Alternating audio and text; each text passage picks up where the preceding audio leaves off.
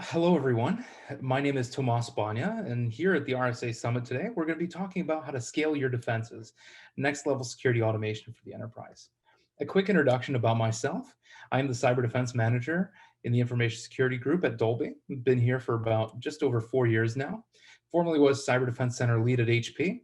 I've been in the IT space for about 10 years, 8 of those being in the cybersecurity space.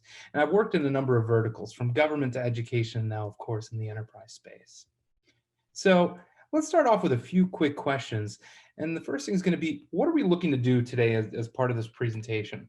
The thing we're looking at is how, how we transition security operations teams from manual coordination to focusing on more complex threats. So why is this important? Well, for many of you have seen security operations centers, they really, the people really look at the alerts and sometimes they really get to a point where they get tired of looking at the same thing over and over and over again. And this is really an opportunity where we can automate the monotonous and bring things that are much more interesting to them so that they're more engaged and feel more valued within the organization. And among the other reasons that we need it, the alert volumes that we're getting in because we're bringing in new technologies, we're looking at new techniques, those alert volumes are increasing without really a matching growth in the skilled technical resources that are available to us. And again, the more we can keep people engaged and increase the job satisfaction of the things that are being looked at, that allows us to retain those skilled technical resources. So what do these quote unquote automations look like today? So if we look at the broader industry as a whole, a lot is focused around these single request orchestrations that are initiated by an analyst. And this would be things like intaking an alert, conducting a check for against an intelligence feed, or initiating a remediation flow to remediate a given threat. Some organizations have certainly moved on past this, but this is really where a lot of the things within existing automation platforms are tailored to these single request orchestrations. So how can I measure my organization's automation capabilities? And at level one, we're really going to be looking at manual processing. So this is going to be an analyst intaking an alert, conducting a series of actions until remediation. Level two is focusing on what we discussed just a moment ago. And this is going to be things like a threat intelligence check. So limited orchestration with not really any automation being involved. Level three, I classify as significant orchestration with some automation. And this is where we're really striking the point between how much you want to automate as an organization versus how much you want to still have that manual action taking place. Level four is going to be full orchestration with significant automation. And an example that I leverage to describe this is vulnerability management analysis and patching. So what we're doing in this scenario is a vulnerability gets announced by the industry. What we can do is we can leverage an automation to take a look at where that vulnerability may exist within our environment, leveraging tools such as RPA to deploy a patch onto a test system, initiate a series of test scripts to run applications, and then let's check have any errors been identified in running those test scripts, and if nothing came up of concern, we can then have the next step of that automation actually deploy the patch within our environment. This can very much shorten the timeline from identification of a new vulnerability to having your environment fully patched. And the fifth level, which is really what we're going to be getting into today, and that's going to be the full end-to-end SOAR implementation. So now that we're looking at level five, what can these automations look like, and where do we really start? So for the purposes of this presentation, we're really going to be covering the full end-to-end incident response workflow. This will allow us to leverage automation throughout the entire process, from the point of initial identification all the way down to the automated handling and reporting. And the first one we're going to jump into here is component number one, alert ingestion. What kind of alerts can I bring in? What I would say is we really want to start off with AV EDR alerts, as well as those proxy web gateway firewall alerts. These feeds anecdotally tend to provide the highest value, as they tend to have the highest fidelity for the information that they provide. What alerts should we be keeping out of this initial part of our journey? Well, it's really going to be those raw alert feeds. And the reason is because One, we may not have the scale or capacity to address those, but more importantly, unless you have a reason to leverage that data, such as processing for tertiary data analysis, or machine learning and deep learning models, as we'll touch on a little bit later in the presentation, you don't really want to boil the ocean, as they say in the industry. The next component we're going to be covering is data collection. So from a broader perspective, what data matters to me? And the first one we're going to cover here is anomalous system activity. The example I have outlined is MITRE ATT&CK framework hits. So I'm sure many of you are familiar. The MITRE ATT&CK framework outlines specific types of activities that could be tied to a malicious actor or malicious activity. Being able to see one indicator from a MITRE ATT&CK hit may not necessarily tell us, oh, you know what, something really bad is going on. But if we can tie down a pattern of behavior upon multiple hits, this will allow us after we conduct the data collection to really dive in deeper and confirm whether there's a malicious or benign activity. The second thing we're going to be looking at is anomalous user activity. And this is going to be things like suspicious user logins. Because of course, if the user is not in front of the system, in front of their system at a given point in time, but they're conducting some sort of activity, we're really going to want to look into that quite a bit deeper. Last but not least is going to be our indicator of compromise information. And this could come from a number of sources. This could be our threat intel feed data, whether it be commercially or open source, as well as things like our sandbox analysis. So let's say within your environment, you have things like your phishing analysis, or you have malware that's identified on your endpoints, processed through an internal or external sandbox. Taking that information and correlating it as part of your data collection process could also be of great value to you. So for the moment, we're going to jump over component 3 analysis, and we're going to jump into alert remediation itself. So what steps do we take to eradicate a threat from our environment? Depending on if this is a network threat or an endpoint threat, we could be leveraging firewall blocks, or we could be leveraging something like automated reimaging. Now, let's say we have a critical asset within our environment that has been compromised for one reason or another. Maybe we need to get approvals from business unit leaders or otherwise, and we can integrate as part of the automation process, contacting those end users, getting the approval, and being able to initiate the next steps within the remediation process. Alternatively, let's say within your organization, you don't have an automated reimaging process for endpoints. So the next step in this scenario would be contacting your service desk, your field team, whoever may be the end resource within your organization that may be able to assist your end users in conducting the remediation process. So now we're going to jump into the last component of this process, and that's really going to be the reporting. So some organizations do a really great job at reporting their outcomes to executive management down to their technical teams. And one of the things that I find is when we leverage these automation frameworks and really dive into full end-to-end automation, one of the things that we can gain significant value out of is truly properly reporting to all of the stakeholders.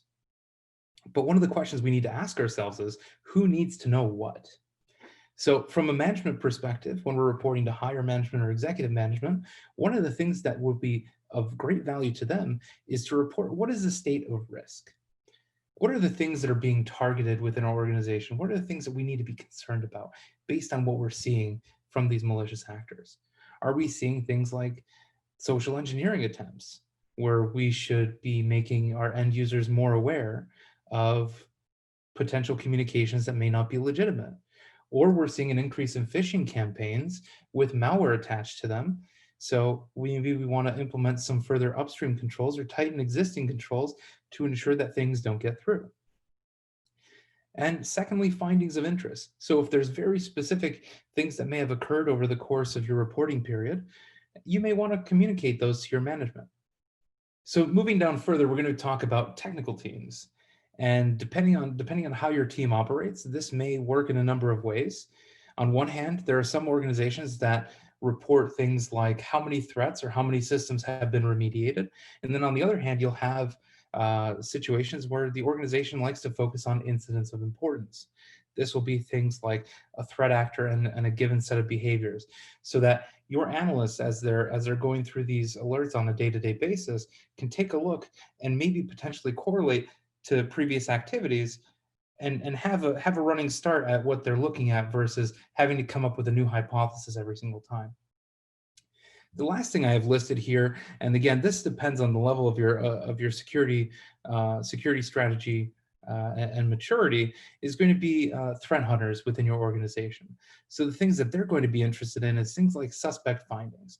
So the things that your analysts have taken a look at, they've really dived deep into it, and they're not quite sure what may be the issue. They're not sure if it's malicious. They're not sure it's benign.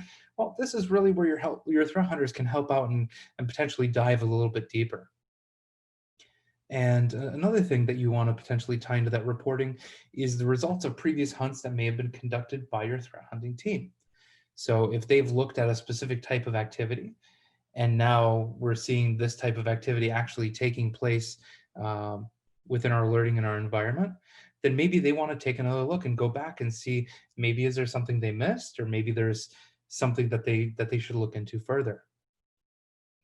So as I mentioned, we skip over the third component, and that is automated alert analysis. Now, how do I leverage this automation to analyze the data? Again, I'm breaking it down into 5 levels, and we're going to cover the first 3 here today. And the first one is singular indicator scoring. The second one is heuristic analysis.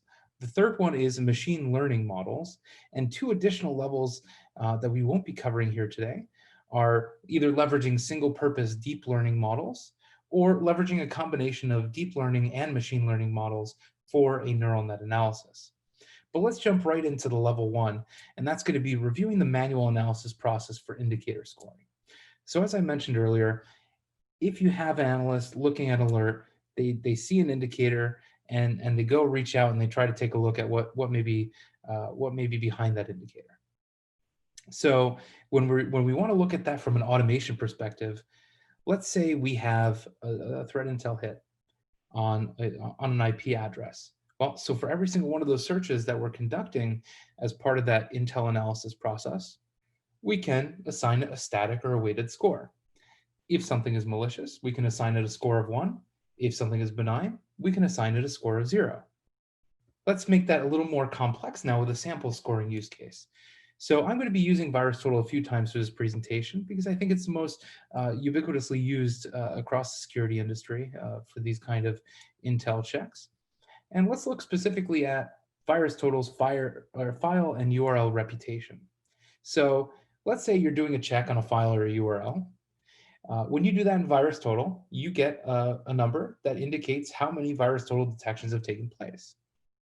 So, for example, for each one of those detections, if you have VirusTotal detections over 20, let's say you give it a value of 4 points, 10 to 19, you give it a value of 3 points, or 1 to 10, you give it a value of 2 points. So how does that look in practice? So here I have an example domain, websitetheme.com, and it's got a VirusTotal score of 9 out of 88. In that scoring model, we give it an analysis value of 2 points because the number of VirusTotal detections is less than 10. So now that we know how we're going to score this single indicator, what's the next step in this automated analysis process? And that's going to be implementing something along the lines of a heuristic analysis for scoring. What this allows us to do is gather a collective scoring from each of those individual indicator checks to develop a finalized scoring output. As an example, let's say we're using that original methodology of malicious gets a score of 1, benign gets a score of 0. So if the total malicious hits is higher than 5, so let's say we're looking across all the indicators for a given alert and we get more than 5 hits within that analysis, let's mark the entire alert as malicious. On the other hand, if the total number of hits is less than 5 for the primary indicator and more than 0 for a secondary indicator, maybe we want to mark that alert for manual review. And what we mean here by primary versus secondary indicator, primary indicator is going to be that first thing that's really coming out to you and saying, this is a potential issue. Whereas your secondary indicator is going to be the things that have occurred afterwards that we are tying back to the first occurrence that set off our initial alert. Now, one of the very important things you're going to want to do in this process, and that's why we're going to cover not just using zeros and ones per se, is you want to be able to balance for trust. So if you have a source of information that is known to provide a reliable outcome or reliable data, you want to be able to increase and decrease that scoring accordingly. So let's say you have a commercial Intel feed that you feel provides you a lot of value. Make sure that you can increase the scoring on that so that if it sees a threat, it is automatically escalated to you much more quickly compared to, let's say, a lower fidelity source of information. So diving into this a little further, let's look at a detailed scoring use case. And for this example, we're going to use VirusTotal's domain reputation. And here I have outlined a number of the various checks that VirusTotal conducts as part of these detailed domain reputation checks. They leverage a number of vendors, and this is an example of that scoring. So I'm just going to pull out a few here. For Webutation, there's an info.verdict value, and if that value is set to malicious, maybe we assign it a score of 5 points. We look at trend micro categories, and it has a category that we believe is of significant concern. We can also assign it a score of 5 points or 3 points, depending on what it is. Or if we look at things like at the end here, Webutation domain info.safety score. If it's greater than 50, let's give it 10 points. If it's less than 50, let's give it 5 points. So this is a lot of information, but let's see how that actually boils down into an example use case. So in this example, we're going to use a scoring greater than 20. Let's mark the alert as malicious. Less than 20, let's mark the alert as benign. So let's say we have a domain, malicioussample.io. And for this domain, we have 3 hits. And the first one being threat seeker categories botnet. So we assign it a value of 10 points. Webutation domain info.safety score is 73. We assign that a value of 10 points. And then let's say we seeked a secondary source of information, and the domain appears on the fish tank list. So let's assign that a value of 5 points. In total, we have an alert total of 25 points, which is greater than the 20-point threshold that we've set. And therefore, in this scenario, we could mark this particular alert as malicious. So now that we have defined everything from a single indicator check to combining a series of these single indicator checks to conduct a heuristic analysis, how can we tie all that data into actually leveraging a machine learning model?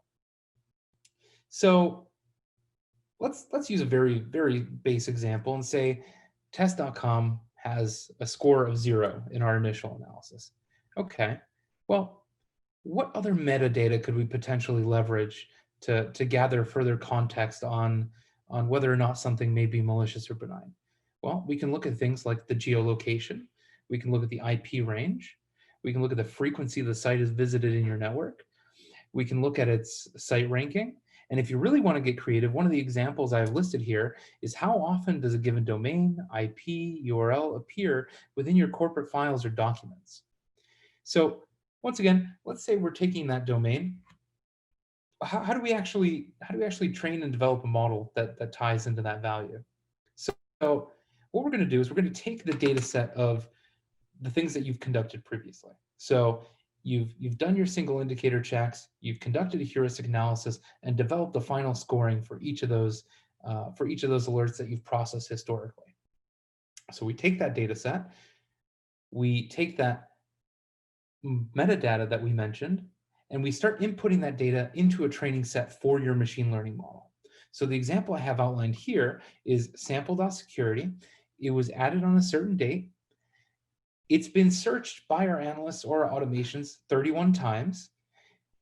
That domain resolves to an IP address in ASN 8402. There are 3 corporate findings within our organization. It has a geographic mapping of Russia.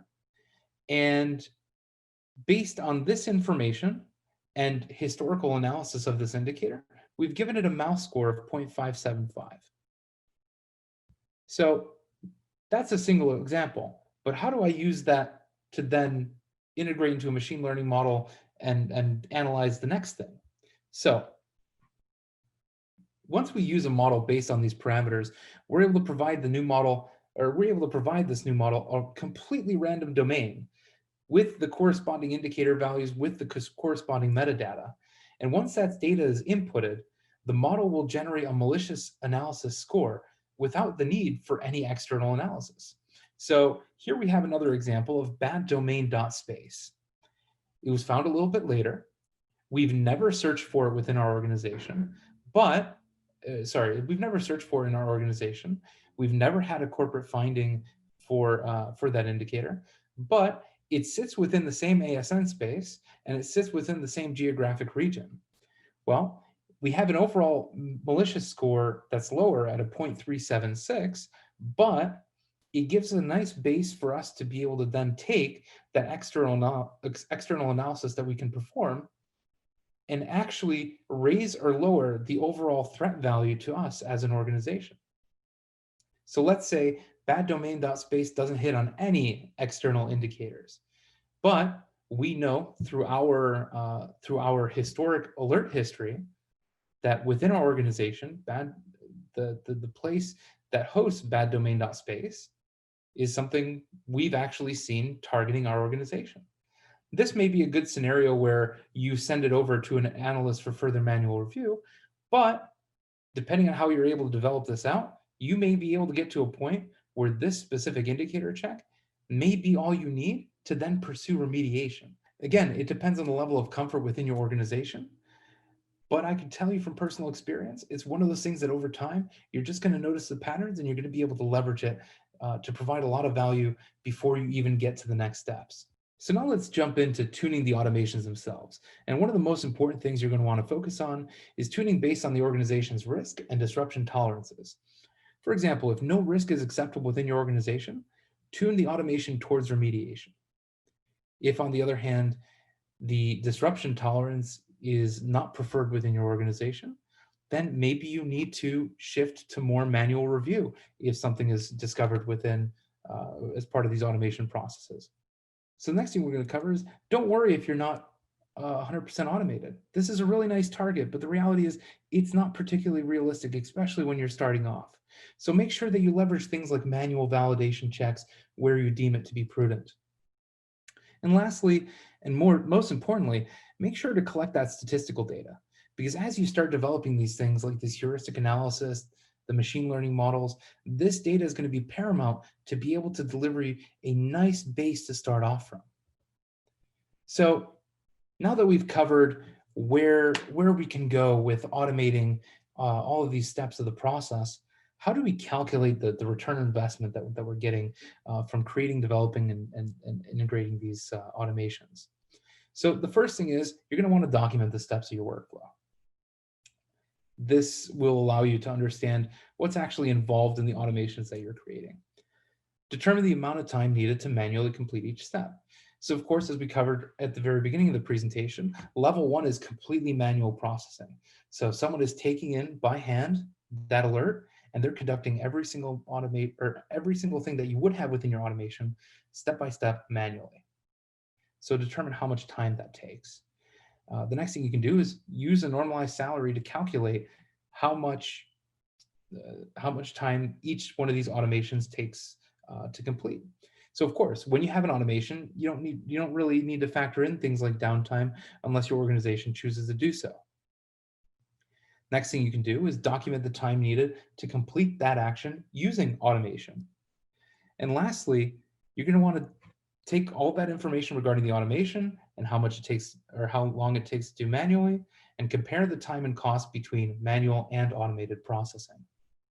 All right, so let's dive in and let me cover real quick here how that actually looked like in our organization. So at the end of 2017, we focused on the very basics, and that was about 50 to 100 of these automated events a day with about 5 active playbooks. And we had a pretty decent return on investment of about $75,000. When we got to 2019, we really wanted to close the loop on that initial development of the base of our automation strategy. So at that point, we had about 25 active playbooks, and that really allowed us to get to a point where we were processing about 25,000 of these automated events a day. Now, of course, just so we're clear, that doesn't mean that someone within the security team was looking at 25,000 alerts a day. What that means is that 25,000 things were processed, and then the person who's actually receiving the information was only responsible for reviewing 5, 10, 15, 20 things, which obviously lowers the burden on your analyst. And at the end of the day, the analyst was presented with much more interesting information. Now, where we're moving towards towards the end of 2021 is really scaling those existing automation capabilities. We're on deck for about 41 active playbooks, and this should allow us to process about 100,000 automated events per day.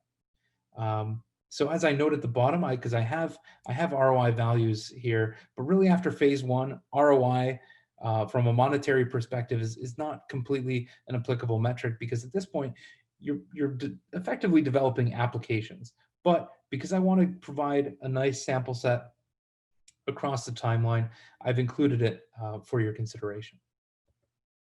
So now that we've covered all this information, how do I implement this in my environment? So over the next 30 days, you could try to validate your existing manual IR processes. If you're holding this as tribal knowledge, you may want to start documenting out what those processes are. But once you've completed the validation process, develop your first single or heuristic scoring algorithm. So I've outlined a few samples in this presentation, but really you're going to want to tailor and drive it to what matters to your organization. If you're focusing more on fraud, you may be more interested in looking at fraud-based detections and scoring. If you're looking at things like malicious threat actors, commercial and open source threat intel feeds may likely be able to assist you in that process. So after you've developed your single or heuristic scoring algorithm, you're going to want to validate your scoring efficacy using manual analysis.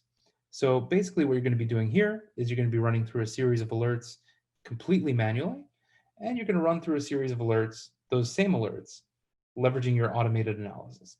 Do a comparison between the two, and if they're generally on the same level, you can move forward to developing your first machine learning model. Once you develop your machine learning model, one of the very important things you're going to want to do is, between your training, your testing, and your production sets, conduct a back test of that model against your pre-automation data sets if you have them available. So as I mentioned earlier in the presentation, the earlier you can start documenting the alerts, the events, the metadata, and collecting that for future analysis, the better chance you have at developing this machine learning model quickly and effectively. At this point, I thank you everyone for your time, and I'll be sticking around for any questions you may have in the Q&A. Thank you.